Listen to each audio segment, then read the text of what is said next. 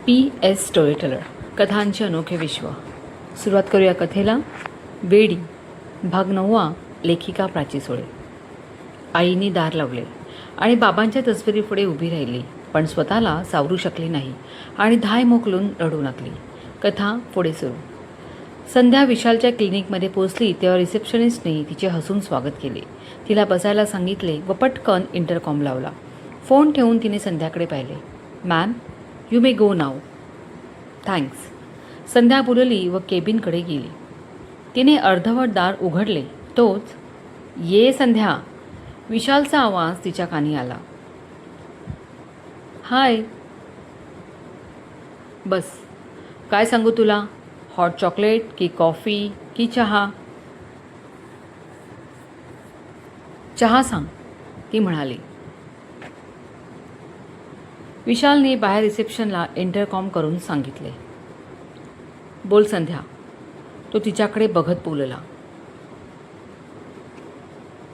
विशाल, आता काही बोलायचेच नाही आहे, तर कृती करायची आहे. सुदीपच्या पापाचा पाढा वाचत बसायचा नाही, तर त्याला शिक्षा करायची आहे. मी परत. थांब. जस्ट अ मिनिट संध्या. विशालने तिला थांबवले. काय झाले? तिला काही समजले नाही. संध्या, सुदीपला शिक्षा करायची म्हणतेस, पण कुठल्या आधारावर ते सांग आधी. अरे, बाबांशी तो बोलल्यावरच त्यांना त्रास झाला ना. वाईट नको वाटून घेऊस, पण बाबांनी तसं सांगितले का? पोलीस केस झाली. जरी त्या स्टॉलवाल्या माणसाने पाहिलं, ओळखलं, पण तो सांगू शकतो का की ते दोघे काय बोलले? बाबांना कसला एवढा धक्का बसला की त्यांना सहन झाले नाही? सुदीपच्या विरुद्ध आपल्याकडे काहीच पुरावा नाही. तो कोणाशी बोलतो, कोणाला भेटतो ते माहीत नाही. संध्या, 2 गोष्टी महत्त्वाच्या व्हायला हव्यात. एक, त्याने स्वतःहून सांगायला हवे, किंवा तो गुन्हा करताना पकडला गेला पाहिजे. विशाल त्याच्या हातावर शांतपणे थोपटत बोलला. मग विशाल, कसं रे होणार? त्याला शिक्षा होणारच नाही का? बोलताना संध्याचा चेहरा दुःखाने भरला. नको उदास होऊस. शोधला की मार्ग सापडतोच. आपल्याला सुदीपला ट्रॅप करायला हवे. कसे? तोच विचार करतोय. थांब. 2 मिनिटांनी विशालचा चेहरा उत्तेजित झाला. सापडला मार्ग. टाळी वाजवत तो म्हणाला. अरे मग सांग की. पुढचा अर्धा तास विशाल संध्याशी बोलत होता. संध्या तिथून जायला उठली तेव्हा ती अतिशय आनंदात होती. एका आगळ्या धुंदीत ती निघाली. संध्याला जाताना पाहून विशाल फक्त पाहत राहिला.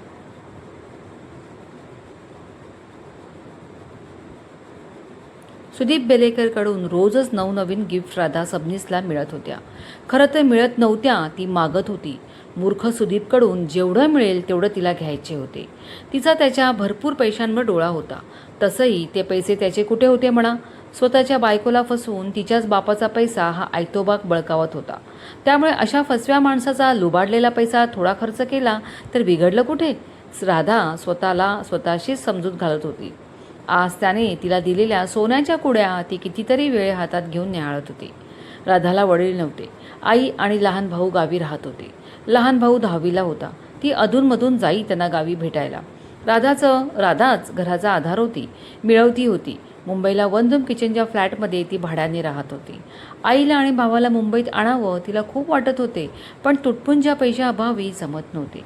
या घराचं अर्ध भाडेही सुदीपच भरायचा. लहान भावाचं कॉलेज मुंबईला करावं तिला खूप वाटत होते. त्यासाठीच तिने हा शॉर्टकट पण चुकीचा मार्ग निवडला होता.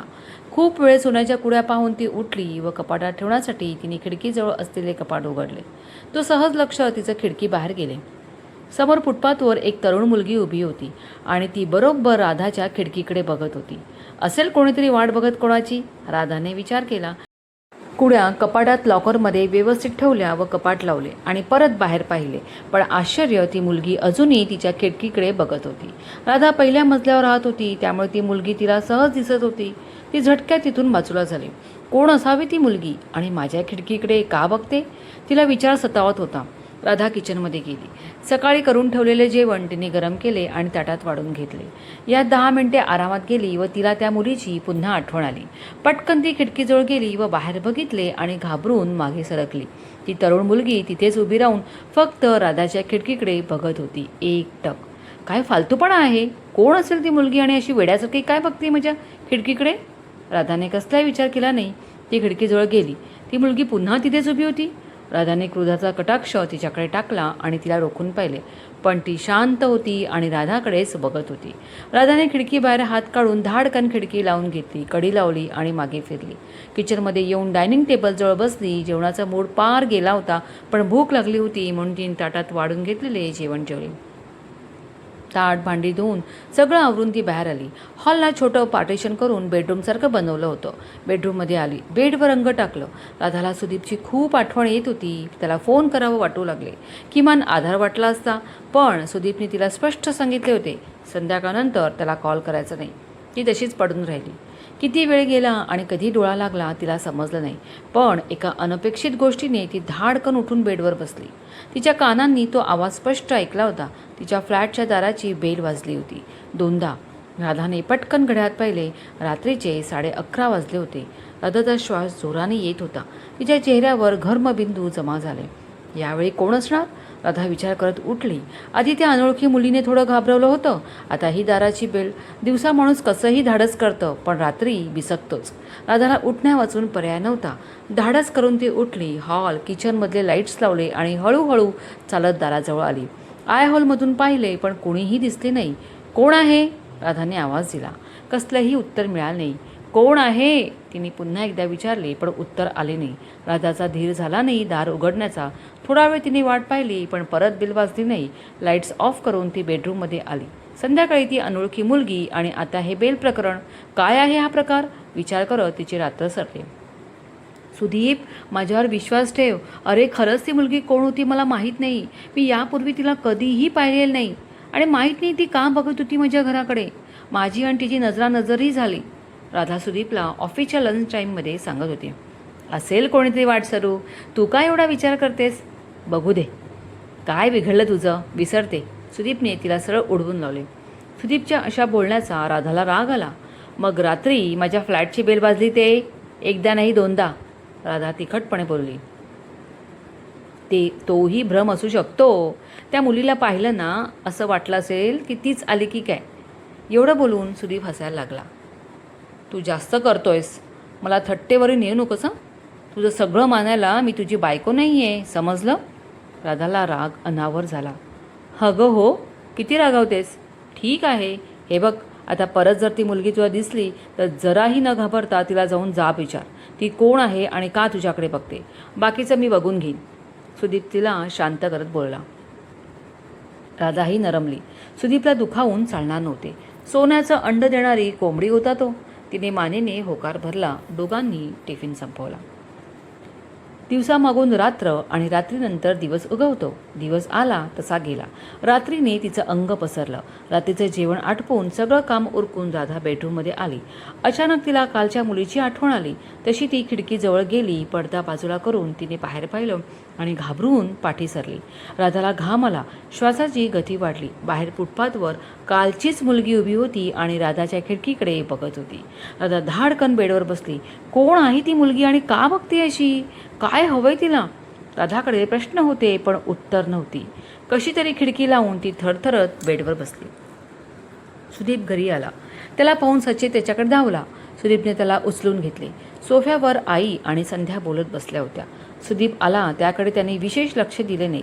त्याला ती गोष्ट खटकली. संध्या, पाणी दे जरा. हो, आणते. संध्या उठत बोलली. संध्याने पाणी आणून दिले. तुम्ही आवरून घ्या, म्हणजे सगळ्यांना जेवायला वाढते. एवढं बोलून ती परत आईशी बोलायला बसली. हिला वेडं ठरवून मला मोकळं व्हायचंय आणि ही मला दुर्लक्षित करते.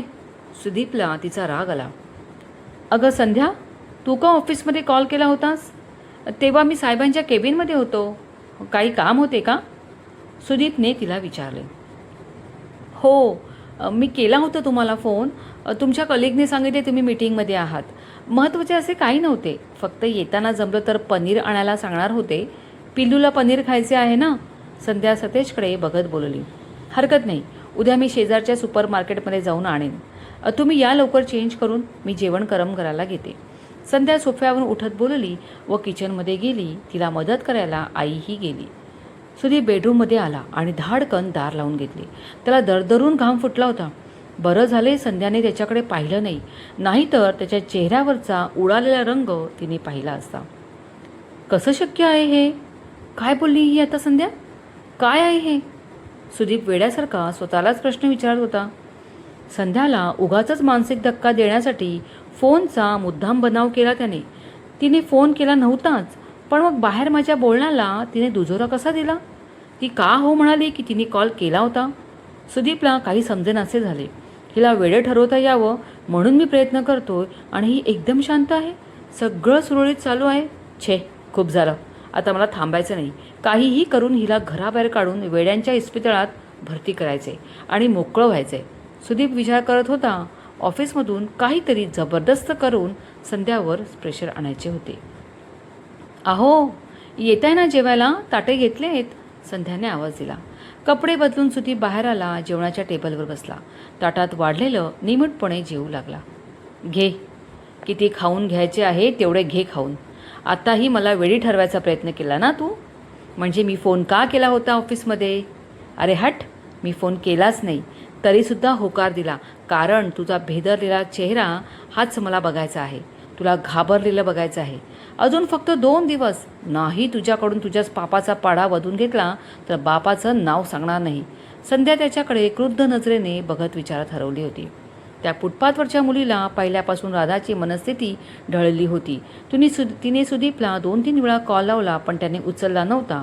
उद्या ह्याला पण खडसवायला हवं. माझा कॉल घेत नाही काय? राधा धुमसत विचार करत होती. काय होणार पुढे? ऐकायला अजिबात विसरू नका. वेडी क्रमश कथेचे हक्क लेखिकडे सुरक्षित. कथा लिखित व आवाज प्राची सोळे. लोभ असावा. कथेला हाईप द्या, प्रेम द्या आणि सबस्क्राईब करायला विसरू नका. मनपूर्वक धन्यवाद.